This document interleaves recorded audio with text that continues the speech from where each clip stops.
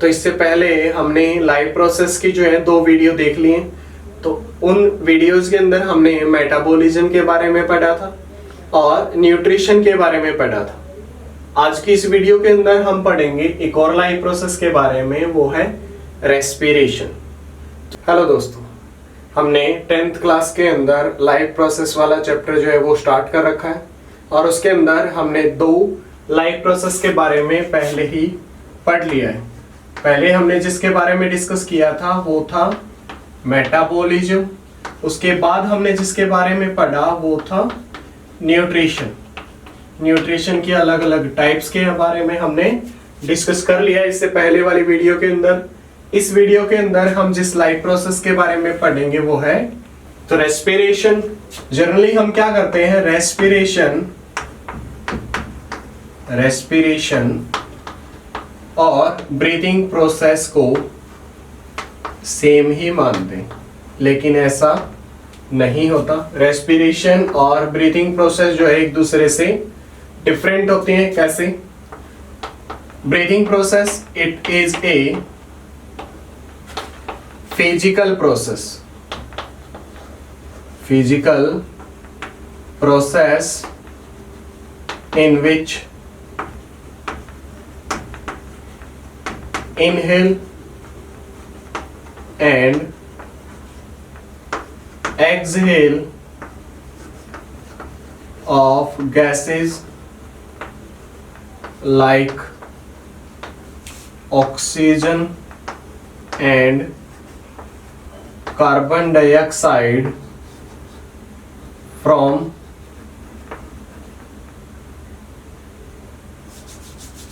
takes place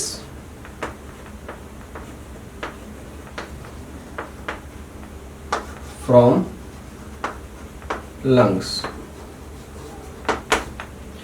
तो ये जो है एक फिजिकल प्रोसेस होती है जिसके अंदर गैसेस जो है, ऑक्सीजन गैस बॉडी के अंदर आती है और कार्बन डाइऑक्साइड गैस बॉडी से बाहर जाती है लंग्स के थ्रू। तो सिर्फ सांस को अंदर लेना और सांस को छोड़ना किसके अंदर इन्वॉल्व होता है? ब्रीदिंग प्रोसेस के अंदर। कैसी प्रोसेस होती है? एक फिजिकल प्रोसेस। जबकि रेस्पिरेशन जो है, रेस्पिरेशन जो प्रोसेस होती है it is a chemical process. तो रेस्पिरेशन कैसी प्रोसेस है? एक केमिकल प्रोसेस है इन विच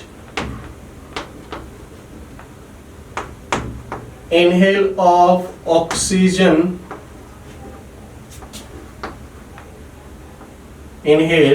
oxygen occurs and this oxygen is used for the oxidation of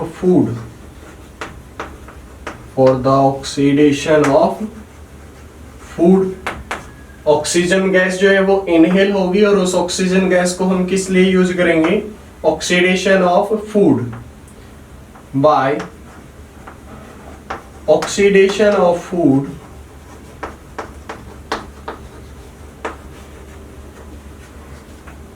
energy is released. Oxidation of food से क्या होगा? एनर्जी रिलीज हो जाएगी और वो एनर्जी किस फॉर्म में होगी? एटीपी की फॉर्म में। अब जो एनर्जी रिलीज हुई है फूड के ऑक्सीडेशन के बाद किस फॉर्म में हुई थी? एटीपी की फॉर्म में। This energy is used by cells for doing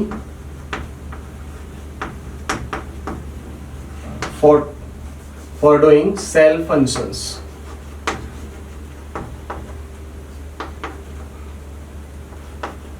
अब जो एनर्जी रिलीज हुई है सेल उसको किस लिए यूज करेगी? अपने फंक्शंस को परफॉर्म करने के लिए। तो ब्रीदिंग और रेस्पिरेशन में क्या डिफरेंस होता है?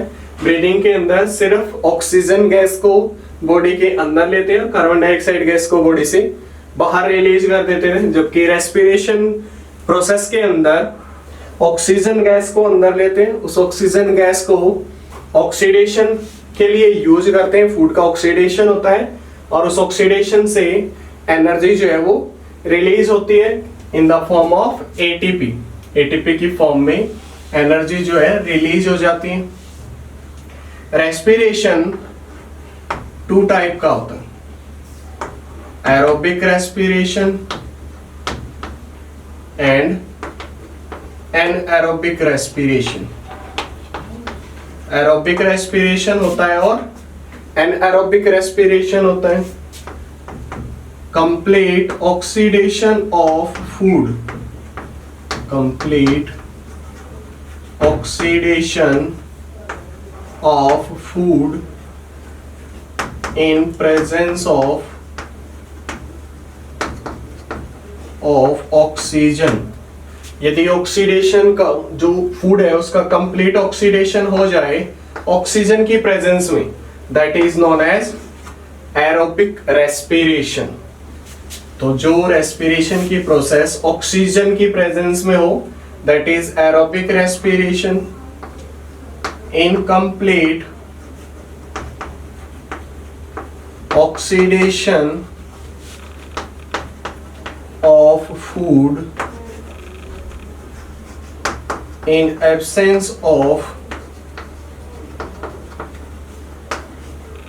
oxygen। यदि ऑक्सीजन एब्सेंट हो तो फूड का इनकम्प्लीट ऑक्सीडेशन होता है and that process is known as anaerobic respiration. तो डिफरेंस क्या हो गया एरोबिक और एनारोबिक रेस्पिरेशन के अंदर कि एरोबिक रेस्पिरेशन के अंदर ऑक्सीजन गैस जो है वो इन्वॉल्व होती है, जबकि एनारोबिक रेस्पिरेशन के अंदर ऑक्सीजन गैस इन्वॉल्व नहीं होती। एरोबिक रेस्पिरेशन को परफॉर्म करने के लिए cytoplasm as well as mitochondria की जरूरत पड़ती है। सेल को एरोबिक रेस्पिरेशन परफॉर्म करने के लिए कौन कौन सी चीजों की जरूरत पड़ती है? One is cytoplasm and second one is mitochondria. जबकि एनारोबिक रेस्पिरेशन को परफॉर्म करने के लिए सिर्फ और सिर्फ साइटोप्लाज्म की रिक्वायरमेंट होती है। एरोबिक रेस्पिरेशन में एनर्जी बहुत ज्यादा रिलीज होती है, जबकि एनारोबिक रेस्पिरेशन के अंदर कम एनर्जी रिलीज होती है। चलिए आइए देखते हैं। जैसे ग्लूकोज जो है फूड के ऑक्सीडेशन के बाद जो ग्लूकोज बनता है सेल्स के अंदर, बॉडी के अंदर, अब इस ग्लूकोज का जो है ब्रेक डाउन होगा। ग्लूकोज का ब्रेक डाउन, तो उस प्रोसेस को नाम देंगे glycolysis. Lysis means break down, तो ग्लूकोज का ब्रेक डाउन होगा। ग्लूकोज जो एक 6 कार्बन कंपाउंड है, अब इससे एक 3 कार्बन कंपाउंड की फॉर्मेशन हो जाएगी, पायरुविक एसिड की फॉर्मेशन होगी जो कि एक 3 कार्बन कंपाउंड है। तो ऐसे 2 मॉलिक्यूल की फॉर्मेशन होगी ग्लूकोज से ग्लाइकोलाइसिस के थ्रू, और ये ग्लाइकोलाइसिस प्रोसेस जो है वो सेल के साइटोप्लाज्म के अंदर होती है। अब चाहे एरोबिक रेस्पिरेशन हो चाहे एनारोबिक रेस्पिरेशन हो, ग्लाइकोलाइसिस जो है वो कॉमन पाथवे होता है दोनों के लिए। मींस एरोबिक रेस्पिरेशन के दौरान भी और एनारोबिक रेस्पिरेशन के दौरान भी ग्लाइकोलाइसिस होता है। अब यदि एरोबिक रेस्पिरेशन हो तो पायरुविक एसिड जो है कार्बन डाइऑक्साइड, वाटर मॉलिक्यूल और एनर्जी में ब्रेक डाउन होते हैं, और वो एनर्जी होती है in the form of ATP. तो एटीपी के लगभग 36 से 38 मॉलिक्यूल जो है वो फॉर्मेशन होते हैं। यदि एनारोबिक कंडीशन हो, और एनारोबिक कंडीशन ईस्ट सेल के अंदर, ईस्ट की बॉडी के अंदर हो, तो इथेनॉल की फॉर्मेशन होगी, कार्बन डाइऑक्साइड बनेगी और उसके साथ साथ एनर्जी रिलीज होगी। लेकिन एनर्जी सिर्फ और सिर्फ 2 मॉलिक्यूल एटीपी के रिलीज होंगे। यही अगर एनारोबिक रेस्पिरेशन हमारी बॉडी में हो, हमारी बॉडी के अंदर भी एनारोबिक रेस्पिरेशन जो है वो होता है।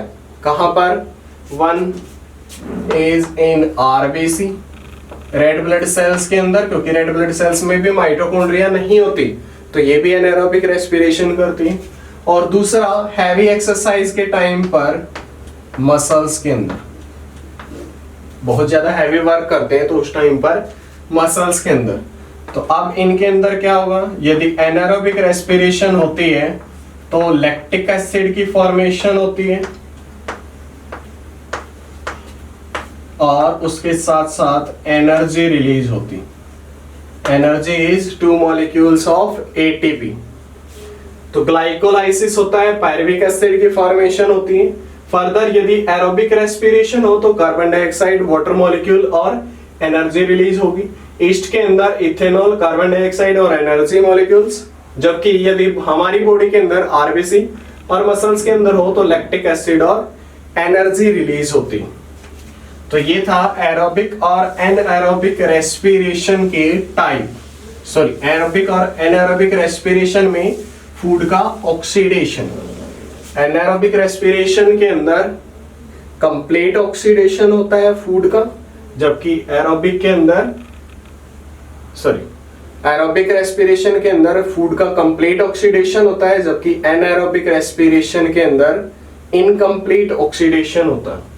अब रेस्पिरेशन करने के लिए टेरेस्ट्रियल जो ऑर्गेनिजम्स हैं वो तो एयर से ऑक्सीजन को इनहेल कर लेते हैं। यदि एक्वाटिक ऑर्गेनिज्म हो तो वो क्या करेंगे, डिजोल्व्ड ऑक्सीजन को यूज करेंगे। जो पानी के अंदर ऑक्सीजन गैस घुली हुई है, डिजोल्व्ड है, उसी ऑक्सीजन को यूज करेंगे रेस्पिरेशन को करने के लिए एक्वाटिक ऑर्गेनिज्म जैसे फिश वगैरह। अब क्योंकि डिजोल्व्ड जो ऑक्सीजन है उसकी अमाउंट बहुत कम होती है, तो इस वजह से एक्वाटिक ऑर्गेनिज्म के अंदर रेट ऑफ रेस्पिरेशन बहुत ज्यादा होता है टेरेस्ट्रियल ऑर्गेनिजम्स के कंपैरिजन में। फिश के अंदर गिल्स प्रेजेंट होते हैं और यही गिल्स में जो है वो गैसेस का एक्सचेंज होता है। जो डिजोल्व्ड ऑक्सीजन होती है, फिश जो है वाटर के साथ उसको बॉडी के अंदर लेकर आते हैं। फोर्स्ड एंट्री होते हैं गिल्स के अंदर। गिल्स के अंदर आने पर डिफ्यूजन प्रोसेस के थ्रू, यानी हाई कंसंट्रेशन से लो कंसंट्रेशन प्रोसेस के थ्रू जो मूवमेंट होती है उससे ऑक्सीजन गैस जो है वो ब्लड कैपिलरीज में, ब्लड वेसल्स में ऐड हो जाती है, जबकि कार्बन डाइऑक्साइड गैस जो है वो बाहर रिलीज हो जाती है। तो ये होता है किसके अंदर, फिश के अंदर, यानी एक्वाटिक ऑर्गेनिजम्स के अंदर। तो अब तक हमने पढ़ लिया एरोबिक रेस्पिरेशन के बारे में, एनारोबिक रेस्पिरेशन के बारे में। उसके बाद हमने पढ़ा एक्वाटिक ऑर्गेनिजम्स के बारे में कि उनकी बॉडी के अंदर रेस्पिरेशन जो है वो कैसे होता है। उसके बाद हम डिस्कस कर लेते हैं रेस्पिरेशन या respiratory system in human beings. तो सबसे पहले हम क्वेश्चन पूछ लेते हैं कि हमेशा हम जो है नोज के थ्रू ही रेस्पिरेशन क्यों करते हैं, माउथ के थ्रू क्यों नहीं करते। तो नोज के थ्रू रेस्पिरेशन जो है हम दो रीजंस की वजह से नहीं करते, सॉरी करते हैं, माउथ के थ्रू दो रीजंस की वजह से नहीं कर पाते। पहला कि जो नोज होती है उसके अंदर हेयर्स प्रेजेंट होते हैं, हेयर्स प्रेजेंट है तो ये हेयर्स क्या करेंगे, डस्ट पार्टिकल्स को ट्रैप कर लेंगे, यानी बॉडी के अंदर डस्ट पार्टिकल्स को नहीं जाने देंगे। और दूसरा कि नोज के पास थर्मो रेगुलेशन की पावर होती है, मींस वो एयर के टेम्परेचर को कंट्रोल कर सकता है। तो एयर जो बॉडी के अंदर जाने वाली है नोज के थ्रू, नोस्ट्रिल्स के थ्रू, अब उसके टेम्परेचर को भी कंट्रोलिंग पावर नोज के पास होती है। तो इन्हीं दोनों रीजंस की वजह से एक तो नोज की नोस्ट्रिल्स के अंदर हेयर्स प्रेजेंट होते हैं, दूसरा थर्मो रेगुलेशन की पावर होती है, म्यूकस प्रेजेंट होता है। तो इन्हीं वजह से हमेशा नोज के थ्रू ही रेस्पिरेशन करना चाहिए। हमारी बॉडी के अंदर रेस्पिरेटरी सिस्टम के कुछ पार्ट होते हैं, उन पार्ट में पहला है नोस्ट्रिल्स, जिसके बारे में अभी हमने पढ़ लिया कि इसके अंदर हेयर्स प्रेजेंट होते हैं, डस्ट पार्टिकल्स को ट्रैप करने के लिए थर्मो रेगुलेशन की पावर होती है। नोस्ट्रिल्स के बाद एयर आएगी कहां पर, फेरिंग्स के अंदर। फेरिंग्स जो है एक कॉमन पैसेज है फूड के लिए भी और एयर के लिए भी। फेरिंग्स के बाद एयर आएगी ट्रैकिया के अंदर, ट्रैकिया जो है इसको विंड पाइप का भी नाम देते हैं। ट्रैकिया के जस्ट ऊपर जो है लैरिंक्स प्रेजेंट होता है। क्या प्रेजेंट होता है? लैरिंक्स। लैरिंक्स यानी वॉइस बॉक्स। क्या प्रेजेंट होता है? लैरिंक्स यानी वॉइस बॉक्स। अब जब एक्सेल होती है एयर, तो जब एयर जो है लैरिंक्स में से पास होती है, फोर्स्ड एयर, तो उस टाइम पर वॉइस बॉक्स के अंदर जो वाइब्रेशन होती है उसी वजह से साउंड प्रोड्यूस होती है। तो लैरिंक्स जो है इसी वजह से, क्योंकि वहां से साउंड प्रोड्यूस होती है, इसको वॉइस बॉक्स का भी नाम देते हैं। और मेल के केस में ये जो वॉइस बॉक्स है ये थोड़ा सा प्रोट्रूड होता है, बाहर की तरफ निकला हुआ होता है, इसी वजह से उसको नाम देते हैं एडम्स एप्पल।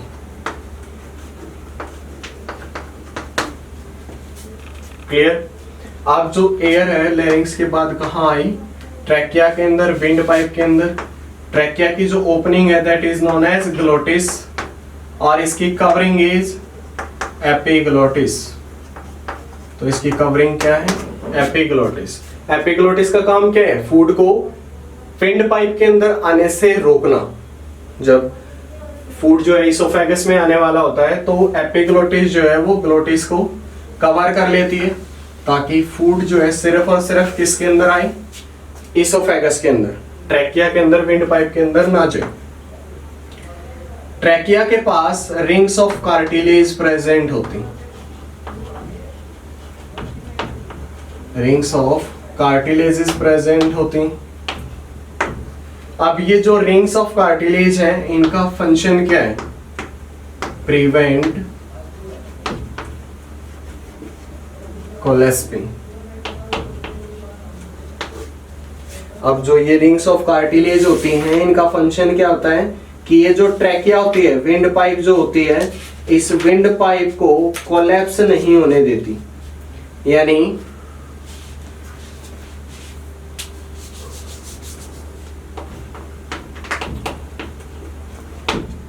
इस विंड पाइप को कोलैप्स नहीं होने देती, सिकुड़ने नहीं देती।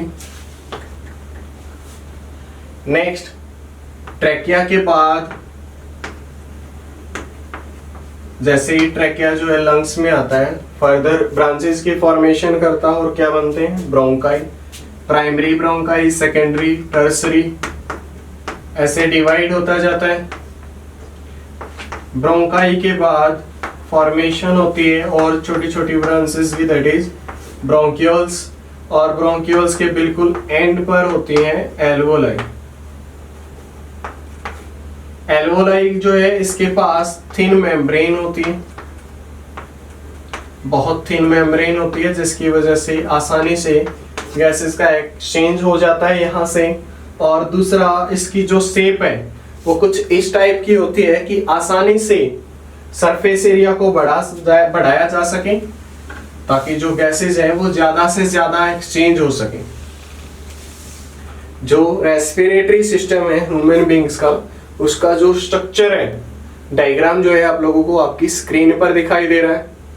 अब इस डायग्राम के अंदर आप लोगों को दिखाई दिया होगा कि जो लंग्स हैं, इस लंग्स को एक मेम्ब्रेन कवर की हुई है, उस मेम्ब्रेन को नाम देते हैं प्लूरल मेम्ब्रेन। प्लूरा होती है। अब ये प्लूरा जो है वो टू टाइप की होती है, पैराइटल और विसरल, और इन दोनों मेम्ब्रेन के बीच में फ्लूइड प्रेजेंट होता है जो फ्रिक्शन को कम करता है। क्लियर? अब जो लंग्स होते हैं, राइट और लेफ्ट दोनों जो है वो रेस्पिरेशन में हेल्प करते हैं। लंग्स की अरेंजमेंट इस टाइप से होती है कि जो रेस्पिरेशन है वो आसानी से हो सके। कैसे? कि जब हम सांस को अंदर लेते हैं, यानी ऑक्सीजन को इनहेल करने की कोशिश करते हैं, तो उस टाइम पीरियड पर क्या होता है कि जो लंग्स को कवर की हुई है रिब्स, जो रिब्स हैं, हड्डियां हैं, वो क्या करती हैं? आउटवर्ड मूवमेंट शो करती हैं, और डायफ्राम जो है वो नीचे की तरफ डायफ्राम जो है नीचे की तरफ मूवमेंट करता है, इससे क्या होगा, जो वॉल्यूम है वो बढ़ जाएगी। वॉल्यूम बढ़ गई तो प्रेशर जो है अंदर कम हो जाएगा, प्रेशर डिक्रीज हो जाएगा। एक बार दोबारा रिपीट कर लेते हैं कि जैसे ही रिब्स जो है आउटवर्ड मूवमेंट करेंगी, रिब्स के बीच में इंटरकोस्टल मसल्स प्रेजेंट होती हैं। ये मसल्स रिब्स की आउटवर्ड मूवमेंट में हेल्प करती हैं।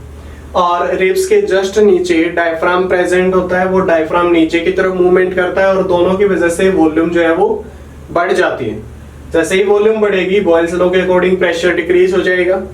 एक्सटर्नली प्रेशर ज्यादा है, अंदर प्रेशर कम हो गया, तो एयर जो है ऑटोमेटिकली बाहर से अंदर की तरफ आएगी, यानी हाई प्रेशर से लो प्रेशर की तरफ आएगी। और जब एक्सहेल करेंगे तो क्या होगा, रिब्स जो है वापस अपनी नॉर्मल शेप में आएंगी और डायफ्राम भी जो है ऊपर की तरफ मूवमेंट करेगा। दोनों की वजह से अब वॉल्यूम डिक्रीज हो जाएगी। वॉल्यूम डिक्रीज हो गई तो प्रेशर इंक्रीज हो जाएगा। प्रेशर इंक्रीज हो गया, बाहर सेम प्रेशर है, यानी अब अंदर की तरफ प्रेशर ज्यादा है, तो गैस जो है अब बाहर की तरफ मूवमेंट करेंगे। यानी ऐसे जो है हम ऑक्सीजन गैस को अंदर ले लेते हैं, बॉडी के लंग्स के अंदर आती हैं, और कार्बन डाइऑक्साइड गैस जो है बॉडी से बाहर निकलती है।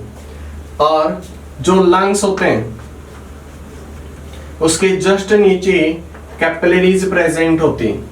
लंग्स के अंदर ऑक्सीजन गैस ज्यादा है, जब हमने सांस को अंदर खींचा है तो ऑक्सीजन गैस हमारी बॉडी के अंदर आई है, जबकि कैपिलरीज के अंदर जो ब्लड है उसमें कार्बन डाइऑक्साइड ज्यादा है। तो इन गैसेस का क्या होगा, डिफ्यूजन, मींस ऑक्सीजन अपनी हाई कंसेंट्रेशन से लो कंसेंट्रेशन पर आएगी और कार्बन डाइऑक्साइड अपनी हाई कंसेंट्रेशन से लो कंसेंट्रेशन पर आएगी। तो इस तरीके से डीऑक्सीजनेटेड ब्लड किस में चेंज हो जाएगा, ऑक्सीजनेटेड ब्लड। और यही ब्लड जो है इस ऑक्सीजन को पूरी बॉडी के अंदर लेकर जाएगा। तो इस तरीके से हमारी बॉडी के अंदर, ह्यूमंस की बॉडी के अंदर रेस्पिरेशन की जो प्रोसेस है वो कंप्लीट हो पाती। अब ऐसे ही प्रोसेस होगी जहां पर टिश्यू प्रेजेंट होता है। ब्लड जो है टिश्यू तक ऑक्सीजन को लेकर जाता है। टिश्यू मेटाबॉलिज्म, सेल्स जो है मेटाबॉलिज्म कर रही है, तो वहां पर कार्बन डाइऑक्साइड ज्यादा है। जो ब्लड यहाँ आया है उसके पास ऑक्सीजन ज्यादा है, तो ब्लड से ऑक्सीजन जो है वो टिश्यू के अंदर जाएगा और कार्बन डाइऑक्साइड ब्लड में ऐड हो जाएगी। ब्लड फिर से रोटेट करके लंग्स, हार्ट में जाएगा, हार्ट से लंग्स के पास आएगा और डीऑक्सीजनेटेड से किस में चेंज हो जाएगा, ऑक्सीजनेटेड में। क्लियर? तो ह्यूमन बींग्स के अंदर जो रेस्पिरेटरी सिस्टम प्रेजेंट होता है, आई होप वो आप लोगों को समझ में आ गया होगा कैसे वो फंक्शन करता है। 2 टाइप का रेस्पिरेशन होता है, एरोबिक रेस्पिरेशन और एनएरोबिक रेस्पिरेशन। नेक्स्ट हम डिस्कस कर लेते हैं कि प्लांट्स के अंदर कैसे होता है। तो प्लांट्स के अंदर जो है गार्ड सेल्स प्रेजेंट होती हैं।